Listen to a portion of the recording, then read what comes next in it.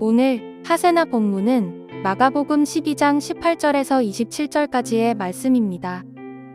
부활이 없다고 주장하는 사두개파 사람들이 예수께 와서 물었다. 선생님, 모세가 우리에게서 주기를 어떤 사람의 형이 자식이 없이 아내만 남겨두고 죽으면 그 동생이 그 형수를 맞아들여서 그의 형에게 대를 이을 자식을 낳아 주어야 한다 하였습니다. 형제가 7 있었습니다. 그런데 마지가 아내를 얻었는데 죽을 때에 자식을 남기지 못하였습니다. 그리하여 둘째가 그 형수를 맞아들였는데 그도 또한 자식을 남기지 못하고 죽고 셋째도 그러하였습니다. 7이 모두 자식을 두지 못하였습니다. 맨 마지막으로 그 여자도 죽었습니다. 그들이 살아날 부활 때에 그 여자는 그들 가운데 누구의 아내가 되겠습니까?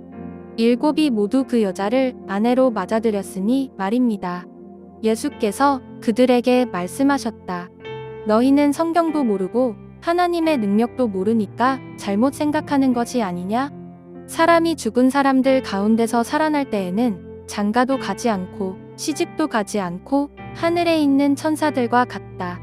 죽은 사람들이 살아나는 일에 관해서는 모세의 책에 떨기나무 이야기가 나오는 대목에서 하나님께서 모세에게 어떻게 말씀하셨는지를 너희는 읽어보지 못하였느냐? 하나님께서는 모세에게 말씀하시기를 나는 아브라함의 하나님이요 이삭의 하나님이요 야곱의 하나님이다 하시지 않으셨느냐? 하나님은 죽은 사람들의 하나님이 아니라 살아있는 사람들의 하나님이시다. 너희는 생각을 크게 잘못하고 있다. 어제 바리새인들과 또 헤롯 당원들에 이어 오늘은 사두개파 사람들이 나와 예수님께 질문하기 시작합니다. 혹시 성도님들께서는 이 사두개인들이라는 사람이 어떤 사람들이었는지 아시나요? 사두개인들은 성전 제사를 관리하는 사람들이었으며 이 현세에 큰 의미를 두는 사람들이었습니다.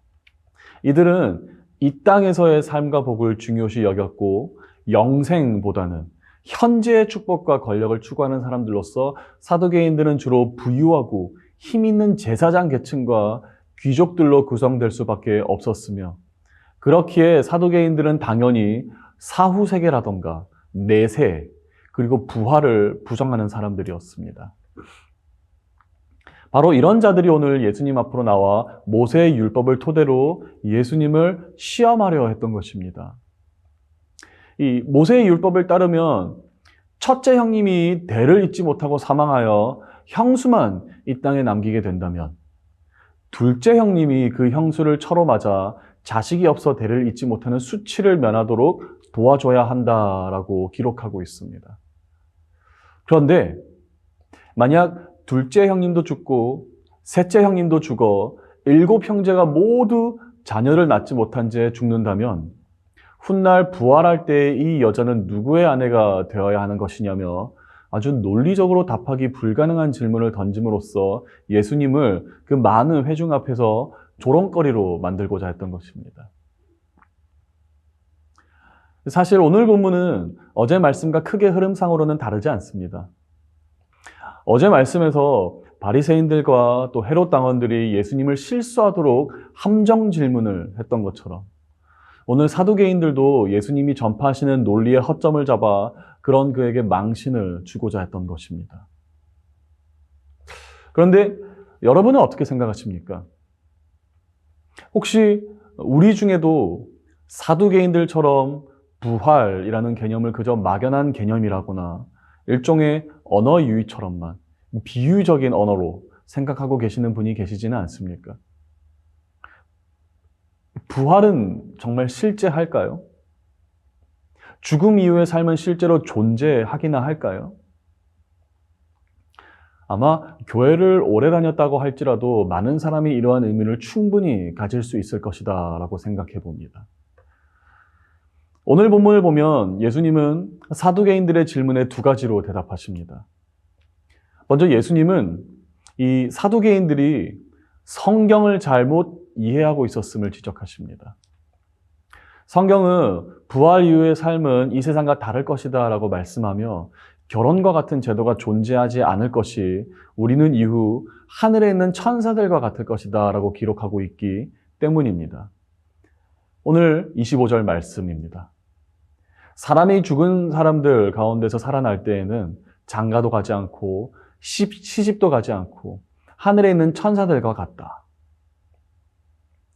이 결혼이라는 것은 하나님께서 인간에게 주신 특별한 제도이기도 하지만 이는 생육하고 번성하라 라는 하나님의 명령과 깊은 관련이 있어 가정을 통해 인류를 번성하고자 한 창조의 질서로 이해할 수 있어야 합니다. 이 결혼이라는 것을요. 그러나 부활의 몸을 입는다라는 것은 현재의 몸처럼 물리적 제약을 받는 것이 아닌 더는 죽음을 경험하지 않는 새 몸을 입는다는 의미가 있어 더는 새로운 생명을 탄생시킬 필요가 없는 몸을 의미하는 것입니다.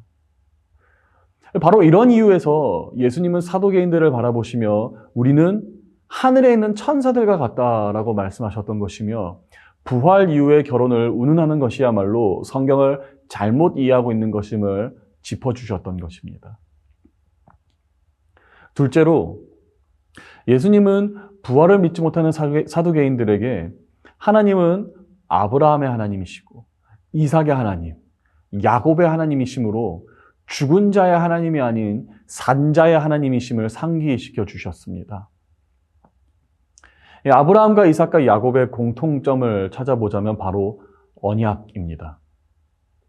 하나님은 이들과 언약을 맺으셨으며 이 언약은 그저 개인과 맺은 작은 언약이 아닌 이스라엘이라는 민족을 위한 거대한 언약이었습니다.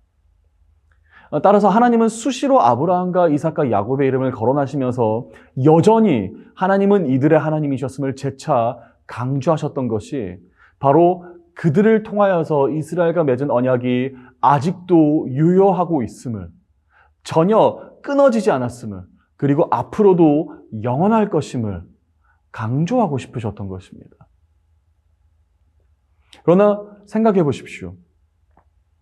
만약 아브라함과 이삭과 야곱이 하나님 안에서 그 부활의 능력을 경험하지 못하고 영원히 살아있는 자들이 되지 못하여 그저 죽음으로 사라진 한 줌의 모래와 같은 존재가 되어버린다면 이는 이들을 통해 맺은 이스라엘과의 언약이 중단되었음을 의미할 수밖에 없었습니다.